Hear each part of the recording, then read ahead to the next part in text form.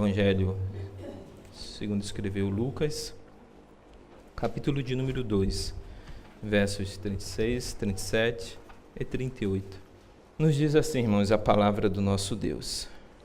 Havia uma profetisa chamada Ana, filha de Fanuel, da tribo de Aser, avançada em dias, que vivera com seu marido 7 anos, desde que se casara, e que era viúva de 84 anos. Esta não deixava o templo, mas adorava noite e dia em jejuns e orações. E chegando naquela hora, dava graças a Deus e falava a respeito do menino a todos os que esperavam a redenção de Jerusalém. Oremos ao Senhor. Senhor nosso Deus, nosso Pai, te agradecemos por mais esse belo dia que o Senhor nos concede. Um dia no qual podemos tomar as primeiras horas apresentando as nossas vidas a Ti, em adoração e consagração a Ti, Senhor. Não somente por aquilo que o Senhor tem feito em nossas vidas, por Tuas bênçãos, Tuas dádivas, Tua graça diária em nosso viver, sobre nossas famílias e sobre todo o Teu povo. Mas, sobretudo, Deus, apresentando as nossas vidas em consagração e gratidão por aquilo que o Senhor é, pela grandeza que há em Ti, pela majestade que há no Teu nome e pela fidelidade que o Senhor tem à Tua aliança eterna. Senhor, Te damos graças nessa manhã por tudo. Pedimos que abra os nossos entendimentos para compreendermos melhor, pela iluminação do Teu Espírito, a Tua palavra nesta manhã. Que o Senhor fale aos nossos corações, seja nos exortando, seja nos confrontando, seja nos ensinando, instruindo ou mesmo consolando as nossas almas, para vivermos uma vida, Deus, que agrade a Ti em inteira santidade. E então, em toda a nossa maneira de ser e de viver, o Teu nome seja glorificado em nossas vidas. Nos abençoa nesse dia. Esse é o desejo do nosso coração. Nos abençoe com a Tua palavra. Cerca-nos, envolve-nos com Tua maravilhosa graça, para que saiamos daqui com os nossos corações transbordantes de alegria, olhando para Cristo e vendo nele a grandiosa salvação que o Senhor preparou para as nossas vidas, antes mesmo da criação do mundo. Em nome de Jesus, oramos a Ti, agradecidos por tudo que o Senhor já tem feito e por aquilo que o Senhor fará, agora e sempre. Amém. Podeis assentar, irmãos. Irmãos, os versículos que acabamos de ler apresentam-nos uma serva de Deus, cujo nome não é mencionada em nenhum lugar do Novo Testamento. A história de Ana, como a de Simeão, foi narrada somente pelo evangelista Lucas. A sabedoria de Deus providenciou que uma mulher, assim como ocorreu com um homem, testificasse o fato de que o Messias nascera. Através de 2 testemunhas, ficou demonstrado que a profecia de Malaquias 3:1 se cumpria e que o anjo da aliança havia surgido repentinamente no templo. Veja o que diz o capítulo de número 3 e o versículo de número 1, irmãos. Vejamos esse texto, que é uma passagem importante para a compreensão do texto de Lucas, a partir do início do capítulo de número 2. Malaquias 3:1 diz: Eis que eu envio o mensageiro que preparará o caminho diante de mim.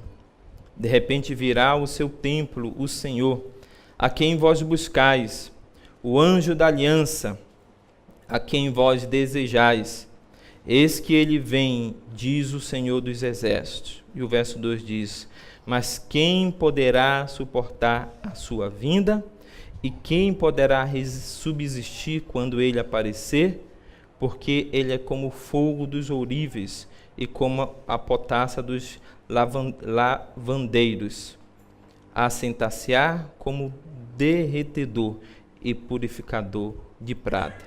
Purificará os filhos de Levi e os refinará como ouro e como prata. Eles trarão ao Senhor justas ofertas. O que temos aqui, irmãos, é uma descrição dada pelo profeta Malaquias a respeito da vinda de Jesus Cristo. O que nós temos visto desde o início das exposições do capítulo de número 1, mais especificamente quando Cristo é apresentado no templo, é o exato cumprimento dessa profecia, em que Cristo aparece ali no cenário do templo e ele então se manifesta aos homens como o cumprimento não somente das profecias, mas da redenção de Deus para o seu povo. O que é interessante nós notarmos nesse versículo, nesses 3 versículos de Malaquias 3:1, é um dos aspectos da vinda de Jesus Cristo. Que Jesus Cristo viria não apenas como redentor do seu povo, mas ele viria também para cumprir, para realizar a justiça de Deus sobre os homens. Um dos aspectos bem notados da sua vinda é de que a vinda de Cristo, ela traria juízo, mas não juízo apenas para os ímpios desta terra, mas juízo até mesmo, como o texto diz, sobre o povo de Deus, porque o texto fala a respeito dos levitas, os quais Deus purificaria, o qual o anjo da aliança do Senhor, da aliança eterna, purificaria por meio da sua obra. O Senhor, irmãos, é fiel à sua aliança eterna. Queremos enfatizar nessa manhã 3 atitudes que devemos ter diante da fidelidade do Senhor em sua aliança eterna. A primeira atitude que nós podemos observar no texto lido dessa manhã, o qual nós iremos acompanhar verso a verso, quase que palavra por palavra, é a atitude de perseverança. A história que acabamos de ler é, até certo modo, uma história pouco conhecida de muitas pessoas. Nós costumeiramente ouvimos muito falar e já ouvimos muitas mensagens e pregações a respeito de Zacarias, ou a respeito de Maria, ou a respeito de Isabel, ou até mesmo a respeito de Simeão. O famoso cântico de Simeão é bastante conhecido dentro da tradição cristã.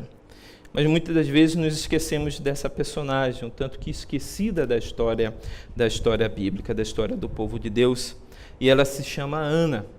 E nesses poucos versículos, exatamente 3 versículos relatados no Evangelho de Lucas, nós encontramos a descrição de quem era essa mulher. E nós encontramos, pelo exemplo da vida dela, algumas qualidades e virtudes que nós devemos atentar e buscar para as nossas vidas. Nós encontraremos no exemplo de Ana, irmãos, a primeira coisa, um exemplo de perseverança. Essa é a primeira atitude que nós queremos destacar, a atitude que nós devemos ter diante da fidelidade de Deus à sua aliança eterna. É a perseverança. O autor começa descrevendo algumas características de sua personagem. Primeiro, ela era uma profetisa.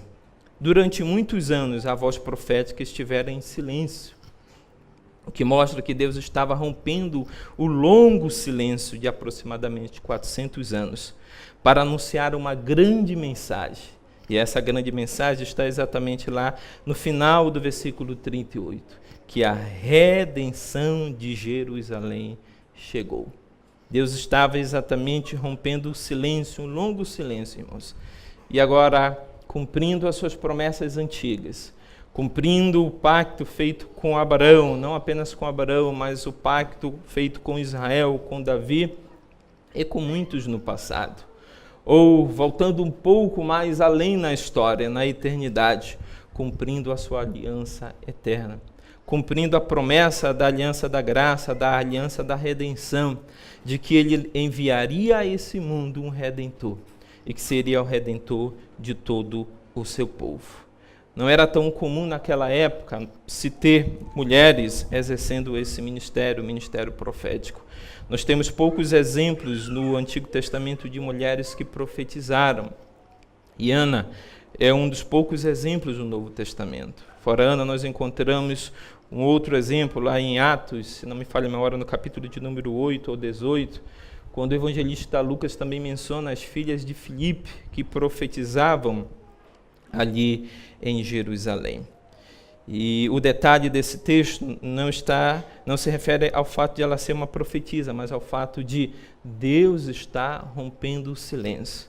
Deus está agora anunciando que, enfim, a sua redenção havia chegado. Há um outro aspecto também relacionado à vida de Ana que podemos notar. Não apenas o fato de ela ser uma profetisa e de ela anunciar a chegada da redenção de Jerusalém, mas é o fato de ela ser uma viúva de 84 anos. À primeira vista, esse fato nos parece de menor importância. Porém, não podemos deixar de observar que, na Bíblia hebraica, as viúvas simbolizavam a desolação e a angústia. Isso que nós podemos encontrar em Isaías 54, versículo 4 e 5, e Lamentações, capítulo 1, versículos 1 e 2. Elas tinham pouca chance de ter uma vida normal. Entretanto, as viúvas têm um lugar especial na história de Lucas. Somente ele registra as histórias das viúvas encontradas no capítulo 4, versículo 26 do seu Evangelho, no capítulo 7, versículos 11 a 17, e no capítulo 18, versos 1 a 8. Talvez essa simpatia levasse Lucas a escolher a profetisa a viúva como uma das primeiras pessoas a proclamar a identidade de Jesus. Nós lemos, e seria importante que nós fizéssemos novamente essa leitura, irmãos, a leitura do início deste culto, no capítulo 149 do livro de Salmos, exatamente o versículo de número 4, que diz assim, Salmo 149, versículo 4, porque o Senhor se agrada do seu povo e de salvação adorna os humildes. Esse é um exemplo claro do cumprimento dessas palavras do salmista, de que Deus se agrada do seu povo e de que ele adorna com salvação os humildes. Quando nós olhamos para esse texto, nós podemos perceber claramente que Ana era uma mulher humilde, era uma mulher, até certo ponto, pelo que nós conhecemos da cultura e da história de Israel, uma mulher um tanto que esquecida e desprezada na sociedade. Vamos lá para o livro do profeta Isaías, capítulo de número 54, e vejamos os versículos 4 e 5, irmãos. O que o profeta diz a respeito dessa classe de pessoas? Isaías 54, versos 4 e 5, que diz assim, não temas, porque não serás envergonhada. Não te envergonhes, porque não sofrerás humilhação. Pois te esquecerás da vergonha da tua mocidade, e não mais lembrará do opróbrio da tua viuvez. Porque o teu Criador é o teu marido, o Senhor dos exércitos é o seu nome, e o Santo de Israel é o teu Redentor. Ele é chamado Deus de toda a terra. É lógico que aqui o profeta Isaías está se referindo, irmãos, ao futuro glorioso de Sião, ao futuro glorioso de Jerusalém. Mas nós podemos inferir desse texto a condição social dessas pessoas. As viúvas eram pessoas desprezadas, esquecidas na sociedade. E nós encontramos o apóstolo Paulo escrevendo a Timóteo, falando a respeito das viúvas, demonstrando o quanto elas eram, muitas vezes, desprezíveis aos olhos dos seus irmãos, dos seus contemporâneos e conterrâneos. É por essa razão que lá em 1 Timóteo, Paulo, orientando aquele jovem pastor a respeito da condição das viúvas, ele chama atenção para o cuidado que a igreja deveria ter para com essas pessoas. E um fato interessante é que ele distingue aquelas que são verdadeiramente viúvas e aquelas que não são. No texto de 1 Timóteo, Paulo esclarece que as que são verdadeiramente viúvas são aquelas que não têm nenhuma fonte de sustento. São aquelas que não têm nem dos seus filhos, nem dos seus irmãos, sobrinhos, nenhum dos seus familiares, nenhuma possibilidade de sustento para si. E que a igreja deveria atentar para a condição dessas pessoas e agir com graça, com misericórdia e com pleno amor. E aquelas viúvas que já podiam contar com a providência, com o sustento, com a ajuda de seus familiares. Paulo diz que essas viúvas, elas não deveriam ser atendidas em sua assistência pela igreja de Éfeso, porque aquelas que eram verdadeiramente viúvas, essas sim deveriam ser assistidas pelos irmãos da igreja.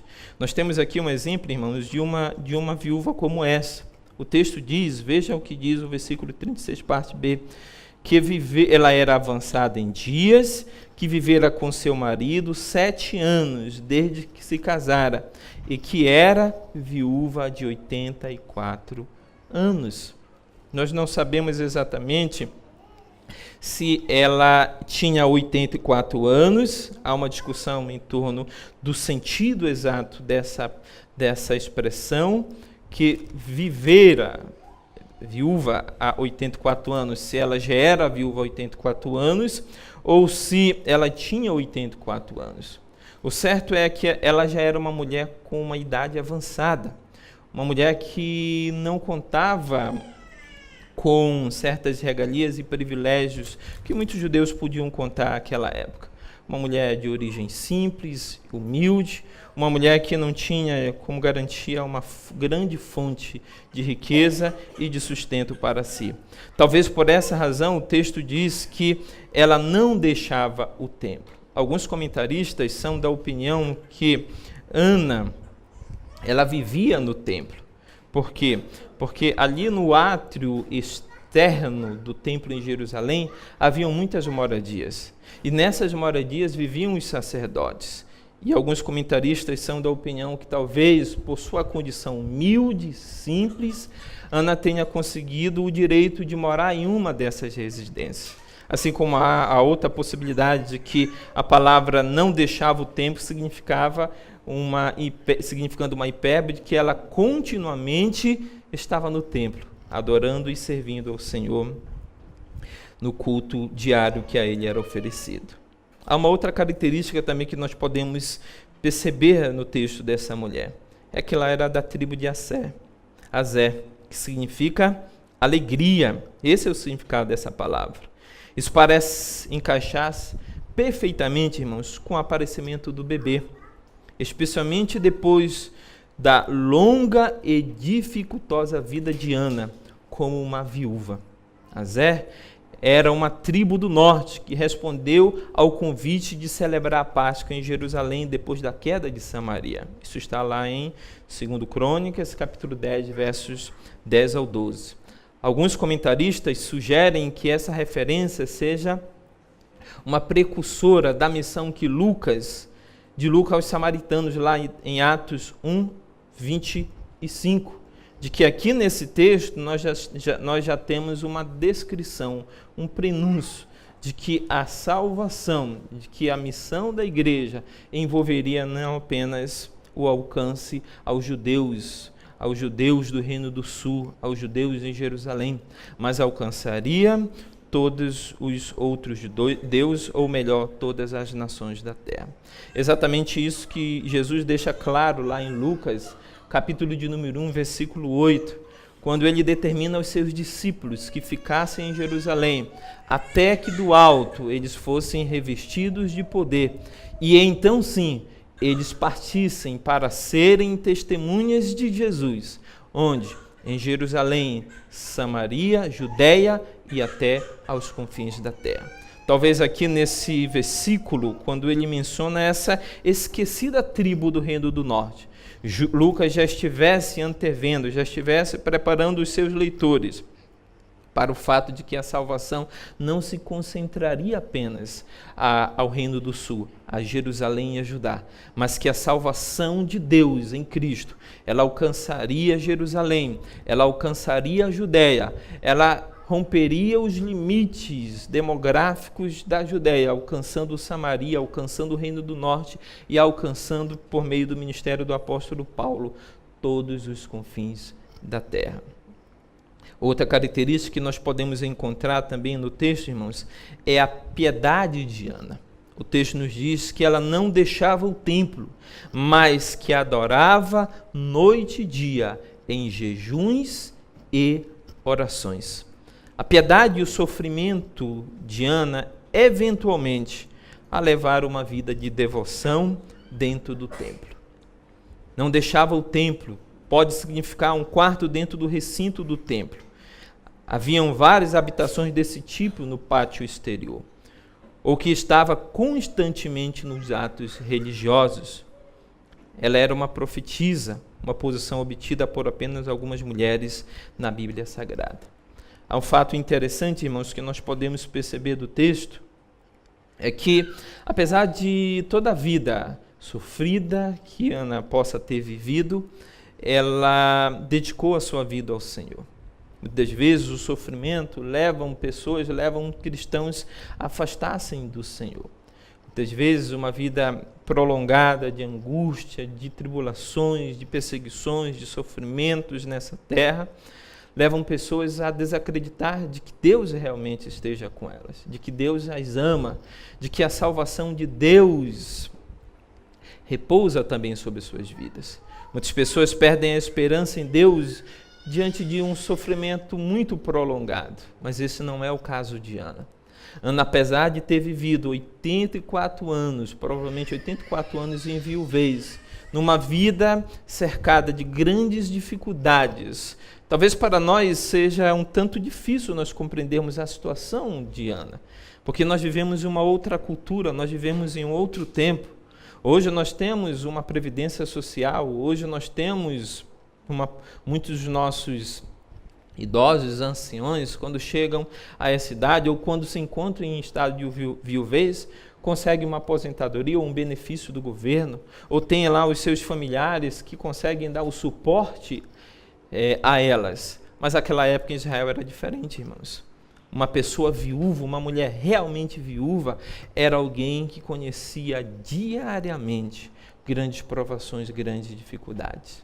Mas apesar de toda essa vida de privações, de dificuldades, de solidão, essa vida de tribulação, essa vida grandemente atribulada, Ana dedicou-se ao Senhor. Ana se voltou em piedade a Deus, e o texto é muito claro, ela não deixava o templo, seja pelo fato de ela morar ali no templo, seja pelo fato de que ela todos os dias se apresentava no templo, nos cultos pela manhã, nos sacrifícios que eram oferecidos ao Senhor pela manhã ou à noite, Ana estava ali presente, apresentando a Deus a sua vida em inteira consagração, em inteira dedicação ao Senhor, e cercada, como o texto diz, de jejuns e de oração. Não podemos deixar, irmãos, de perceber a extrema piedade e dedicação que Ana tinha à causa do Senhor, que Ana tinha a Ele, a sua obra. Queremos enfatizar, irmãos, 3 atitudes que devemos ter diante da fidelidade de Deus em sua aliança eterna. A primeira, como já vimos, é a perseverança.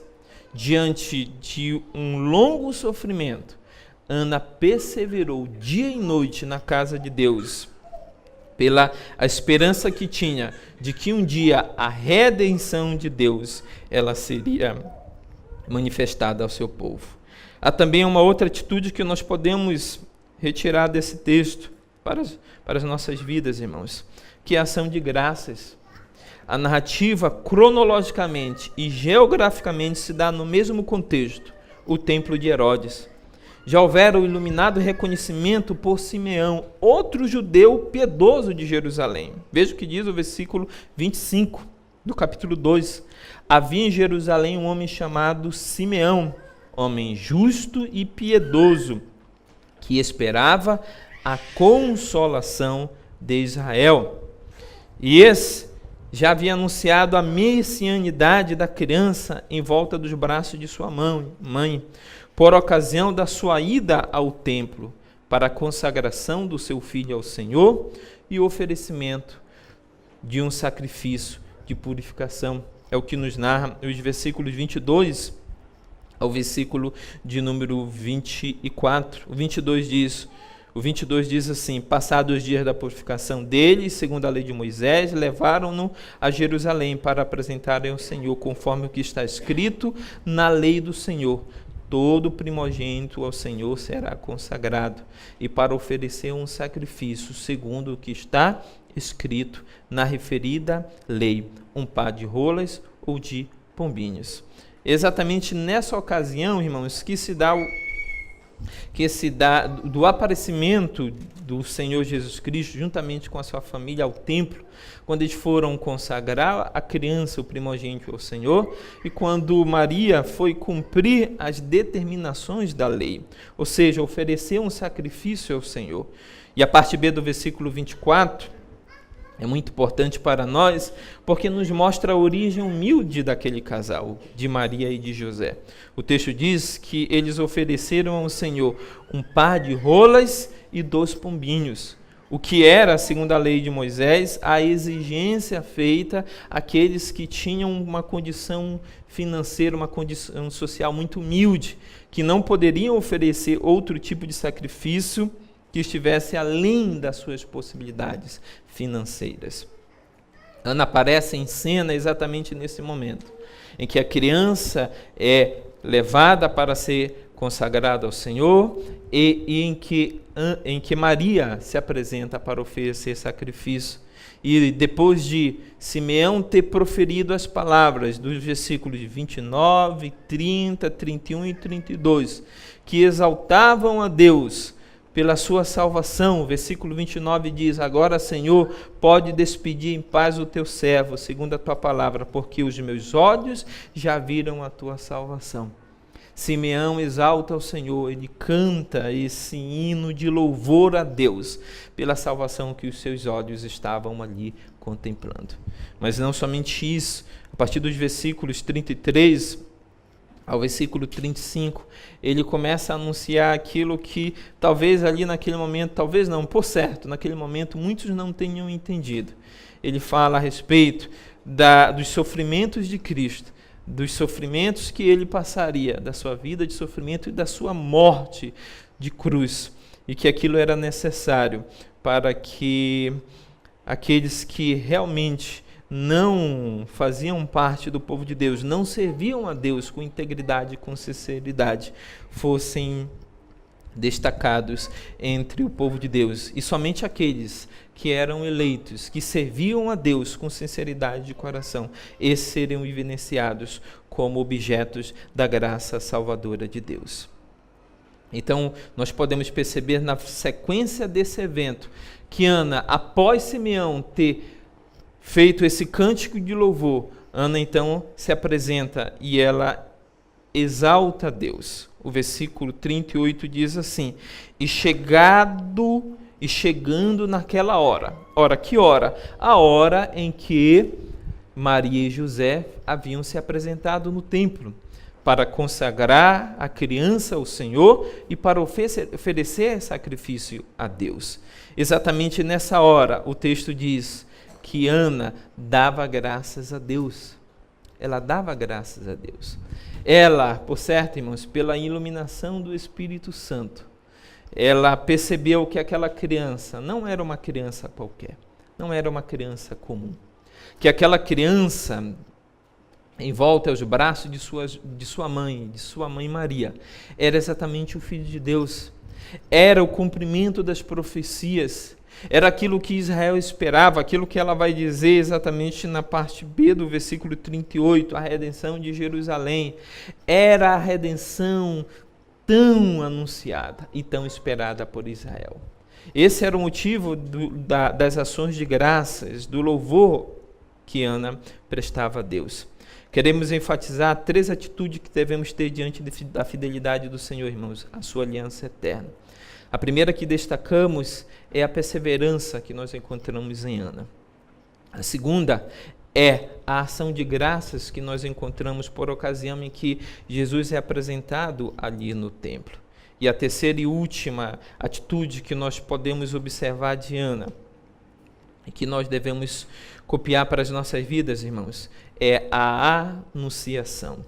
Ana, agora próxima da morte, finalmente encontra a alegria. Deu graças a Deus e falava a respeito do menino a todos. Foi isto que Ana passou a fazer. O versículo 38 diz: a anunciar a todos os que esperavam a redenção de Jerusalém.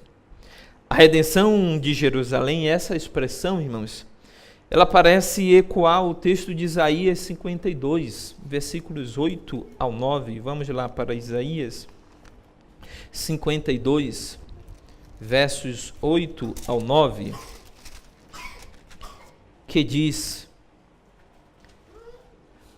Isaías 52, versos 8 ao 9, que diz: Eis o grito dos teus atalaias, eles erguem a voz, juntamente exultam, porque com seus próprios olhos distintamente veem o retorno do Senhor a Sião.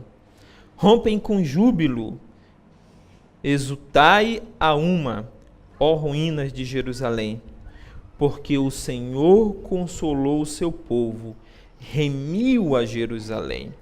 O Senhor desnudou o seu santo braço à vista de todas as nações, e todos os confins da terra verão a salvação do nosso Deus.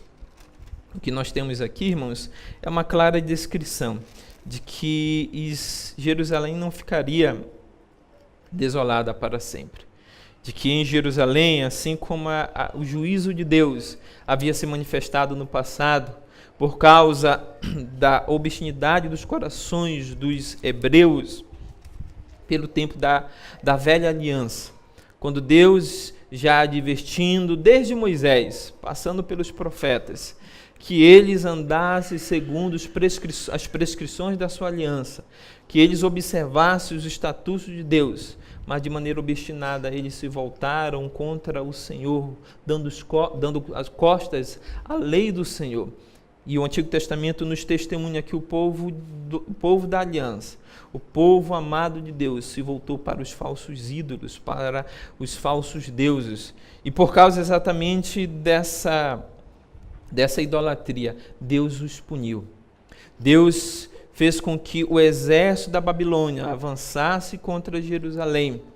Deus permitiu com que o templo fosse destruído, com que a cidade fosse destruída, com que as muralhas fossem destruídas. E pior que isso, Deus permitiu que o seu povo fosse arrancado à força da sua terra, a terra da aliança, a terra onde Deus habitava em meio ao seu povo, e fosse levado para uma terra estranha. E ali permanecesse por 70 anos no exílio da Babilônia. Agora, irmãos, era o tempo de Deus exatamente fazer o contrário, de Deus manifestar a Jerusalém a sua graça. É por isso que Ana canta e diz, então, aqueles que esperavam a redenção de Jerusalém. Ela diz, a salvação chegou. A salvação tão esperada pelo seu povo, tão anunciado pelos profetas, de fato havia chegado entre o seu povo. Um fato muito interessante aqui, irmãos, desse texto, e eu chamo a sua máxima atenção a ele, que está aí no versículo 28. Por isso eu vou ler novamente todo o versículo. E chegando naquela hora, dava graças a Deus e falava a respeito do menino a todos. Vejam que a todos. Mas há um detalhe nesse a todos. Ela diz, o texto diz assim, o evangelista Lucas, a todos os que esperavam a redenção de Jerusalém. O texto não diz a todas as pessoas. O texto diz a todos que esperavam a redenção de Jerusalém. Nós podemos, talvez aqui por inferência, irmãos, deduzir que haviam alguns em Jerusalém que talvez houvesse perdido essa esperança, essa certeza de que a salvação de Deus haveria de chegar, haveria de se manifestar ao seu povo. Ora, essa salvação já havia sido anunciada lá no Éden. Quando Adão pecou contra Deus, diante do seu pecado, Deus, quando apareceu a Adão para anunciar a sentença do seu pecado, ele prediu que um dia, da semente da mulher, nasceria aquele que esmagaria a cabeça da serpente. Passando por Moisés, Deus confirmou essas palavras. Lá em Deuteronômio, no capítulo 18, Moisés diz que Deus levantaria um profeta semelhante a ele entre o seu povo, e que a esse eles ouviriam. E passando, irmãos, por todos os profetas no Antigo Testamento, Deus havia anunciado que essa salvação viria, de que essa salvação ela se manifestaria. Mas muitos judeus talvez tenham perdido essa esperança. Passado os anos, os séculos, haviam se passado muitos séculos entre a promessa, as palavras preditas por meio de Moisés, e muitos séculos ainda, as palavras anunciadas por Deus lá no Jardim do Éden. E muitos judeus talvez tenham perdido essa esperança. Talvez pela falta de esperança, de fé e confiança de que essa promessa se cumpriria. À época de Esdras e Neemias, muitos judeus tenham decidido não voltar lá da peça. O que nós encontramos nos relatos dos livros de Esdras e Neemias é que apenas uma parte dos judeus voltaram para a sua terra, para reconstruir a cidade, reconstruir o templo, reconstruir as muralhas, reconstruir o culto a Deus no lugar devido a ele em adoração. Apenas alguns judeus voltaram, e esses judeus que voltaram eram exatamente aqueles judeus que confiavam, que esperavam confiadamente, que por mais que tardasse, a esperança de Jerusalém se cumpriria. Ela viria, ela se manifestaria entre o seu povo. Irmãos, para concluir, com base na história de Ana, nós podemos tirar algumas lições espirituais e aplicações importantíssimas para as nossas vidas. Em primeiro lugar, notemos nesses versículos o caráter de uma mulher santa e piedosa. Ana foi uma mulher que amou a casa de Deus. Não deixava o templo. Ela o considerava o lugar onde o Senhor habitava de forma especial. Mais perto de Deus era o anseio do seu coração. Ela vivia as palavras de Davi, lá no Salmo 84, verso 2, que dizia: a minha alma suspira e desfalece pelos teus átrios. Ela foi uma mulher de muita oração. Serviu a Deus dia e noite, com jejuns e orações. Nunca cansava de implorar-lhe pelos outros e, acima de tudo, pelo cumprimento das promessas messiânicas. Em segundo lugar, irmãos, observemos a descrição dos santos que esperavam a redenção de Jerusalém. Homens e mulheres aqui descritos, habitando numa cidade em que imperava a maldade, andavam por fé e não por vista. Não se deixaram levar pela maré do mundanismo, formalidade ou justiça própria que os cercavam.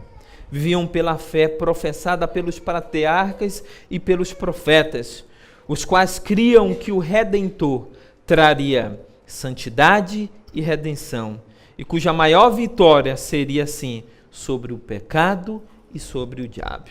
Esforcemo-nos, irmãos, como eles, por andar pela fé, olhando para frente. A segunda vinda de Cristo ainda ocorrerá. A redenção completa desta terra do pecado, de Satanás e da maldição ainda acontecerá. Deixemos bem claro, por meio de nossa vida e conduta, que estamos aguardando, ansiosos por esta vinda. Estejamos certos de que o cristianismo mais exemplar, também nesses nossos dias, consiste em esperar a redenção e amar a vinda de nosso Senhor e Salvador Jesus Cristo. Ana, irmãos, esperava pela redenção de Jerusalém. Essa redenção veio e se manifestou entre eles, entre não somente Ana e Simeão, que aguardavam a salvação do seu povo, mas entre todos aqueles que esperavam ansiosamente por essa redenção. Ele veio, ele se encarnou, ele morreu em nosso lugar, ele nos substituiu ali naquela cruz. E os evangelhos nos narram que ele foi sepultado, mas que ao terceiro dia ele ressuscitou dentre os mortos. Foi assunto aos céus e nos deixou a palavra de promessa de que um dia ele voltará. Nós não aguardamos mais a primeira volta de Cristo Jesus, mas assim como Ana, irmãos, nós ansiosamente aguardamos, anelamos e esperamos pela segunda vinda.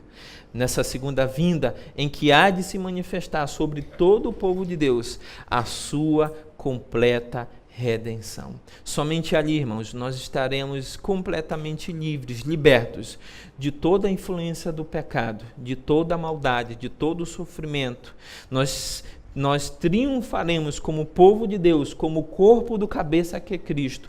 Triunfaremos de maneira decisiva e permanente e histórica sobre Satanás, sobre o mundo, sobre o pecado. E como Ana, irmãos, à luz dessa esperança, nós devemos manter uma vida de piedade. Nós devemos dedicar e consagrar nossas vidas ao Senhor em jejum e oração, no templo, na casa do Senhor, esperando e ansiando por esse dia. Que assim como Ana, os nossos corações possam arder em grande expectativa pela volta e o retorno de nosso Senhor Jesus Cristo. Que Deus em Cristo nos abençoe.